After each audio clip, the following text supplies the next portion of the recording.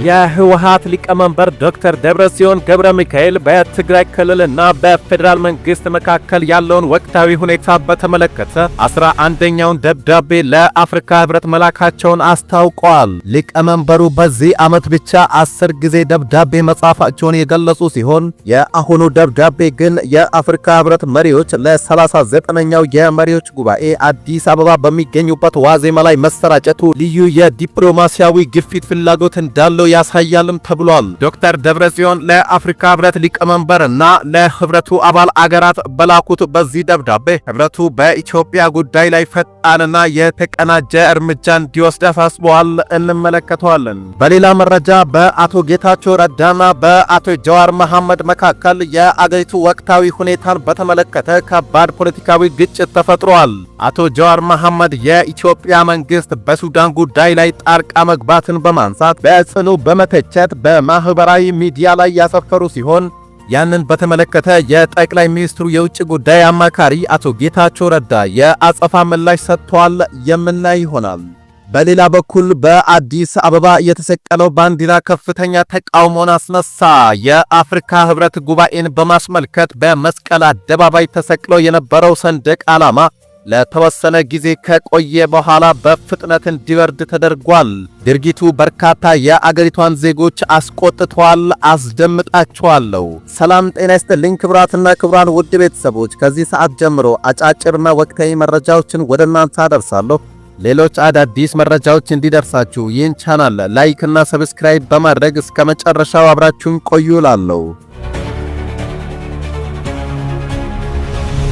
የህወሓት ሊቀመንበር ዶክተር ደብረጽዮን ገብረ ሚካኤል በትግራይ ክልልና በፌደራል መንግስት መካከል ያለውን ወቅታዊ ሁኔታ በተመለከተ 11ኛውን ደብዳቤ ለአፍሪካ ህብረት መላካቸውን ይፋ አድርገዋል። ሊቀመንበሩ በዚህ ዓመት ብቻ 10 ጊዜ ደብዳቤ መጻፋቸውን የገለጹ ሲሆን የአሁኑ ደብዳቤ ግን የአፍሪካ ህብረት መሪዎች ለ39ኛው የመሪዎች ጉባኤ አዲስ አበባ በሚገኙበት ዋዜማ ላይ መሰራጨቱ ልዩ የዲፕሎማሲያዊ ግፊት ፍላጎት እንዳለው ያሳያል ተብሏል። ዶክተር ደብረጽዮን ለአፍሪካ ህብረት ሊቀመንበርና ለህብረቱ አባል አገራት በላኩት በዚህ ደብዳቤ ህብረቱ በኢትዮጵያ ጉዳይ ላይ ፈጣንና የተቀናጀ እርምጃ እንዲወስድ አሳስበዋል። በደብዳቤው ላይ የተጠቀሱት 5 ዋና ዋና ነጥቦች የፕሪቶሪያውን የሰላም ስምምነት ተፈጻሚነት፣ የተፈናቃዮች ጉዳይና የፖለቲካ ውይይት መጀመርን የሚመለከቱ ናቸው። የዶክተር ደብረጽዮን ተደጋጋሚ ደብዳቤ መጻፍና ይፋዊ መግለጫ መስጠት በጥቂት ወሳኝ ነጥቦች ዙሪያ ጥያቄዎችን አስነስቷል።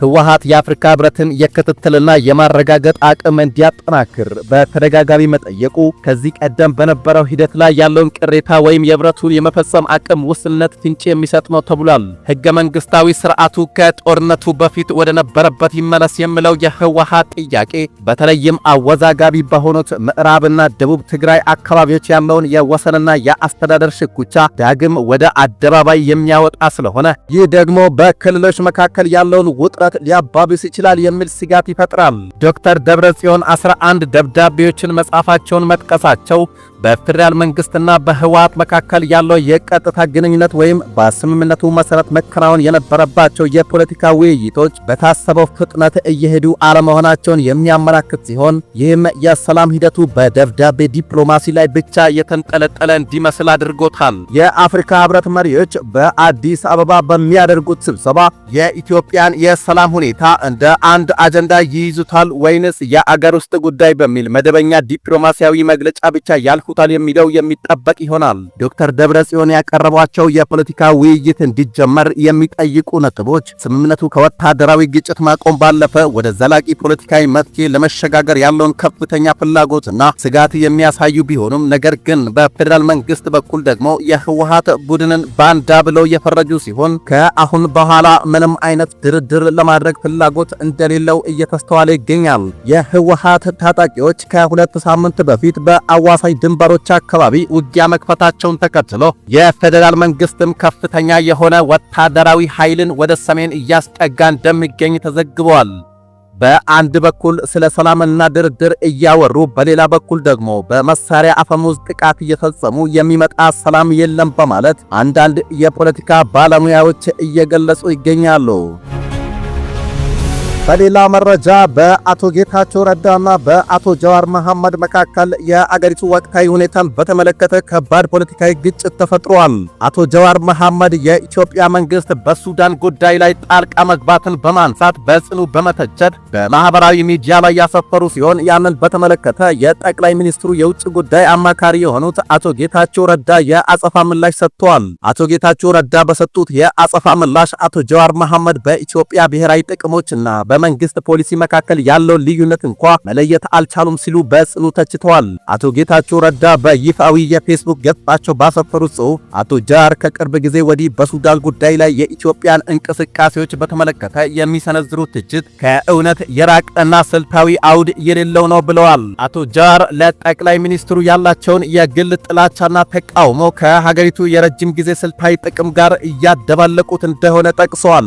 ገዢውን ፓርቲ መጥላት በመንግስት ፖሊሲና በብሔራዊ ጥቅም መካከል ያለውን ልዩነት ከመለየት ነፃ አያደርግም ሲሉ አቶ ጌታቸው ገልጸዋል። ኢትዮጵያ በሱዳን ጉዳይ ያላትን ፍላጎት የምታስከብረው እንደ ማንኛውም ቀጠናዊ ኃይል መሆኑን የጠቀሱት አቶ ጌታቸው ኢትዮጵያ በሱዳን አለመረጋጋት ምክንያት ቀጥተኛ ተጎጂ በመሆኗ በጉዳዩ ላይ ተገቢውን ሚና መጫወት እንዳለባት አስረድተዋል። ግብጽና ሌሎች ቀጠናዊ ተዋናዮች በሱዳን ጉዳይ የራሳቸውን ፍላጎት እያሳደዱ ባሉበት ወቅት ኢትዮጵያ ዝም ብላ ተመልካች መሆን የለባትም ብለዋል። ወደፊት የአገር መሪ ለመሆን የሚመኝ ማንኛውም አካል በጊዜያዊ መንግስታትና በማይቀየረው የአገር ስልታዊ ጂኦግራፊ ጥቅም መካከል ያለውን ልዩነት ማወቅ እንዳለበት አቶ ጌታቸው አሳስበዋል።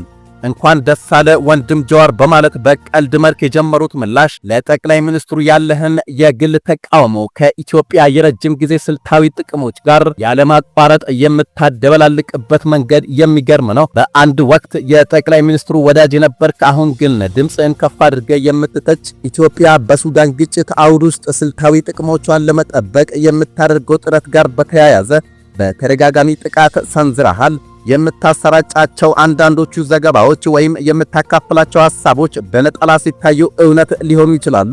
ሆኖም ግን እነዚህን መረጃዎች የኢትዮጵያን ስሌቶች እየቀረጸ ያለውን ሰፊ ስልታዊ አውድ ከግምት ሳታስገባ ታቀርባቸዋለህ በማለት አቶ ጌታቸው ትችታቸውን አቅርበዋል። ኢትዮጵያ በከባድ የጂኦፖለቲካዊ ፉክክር ባለበት ቀጠና ውስጥ እንደ ተመልካች ብቻ መሆን አለባት ብለህ በቅንነት ታምናለህ? በሱዳን እየታየ ያለው አሳዛኝ ሁኔታ በውጭ ጣልቃ ገብነት እየተባባሰ መሄዱ ይታወቃል።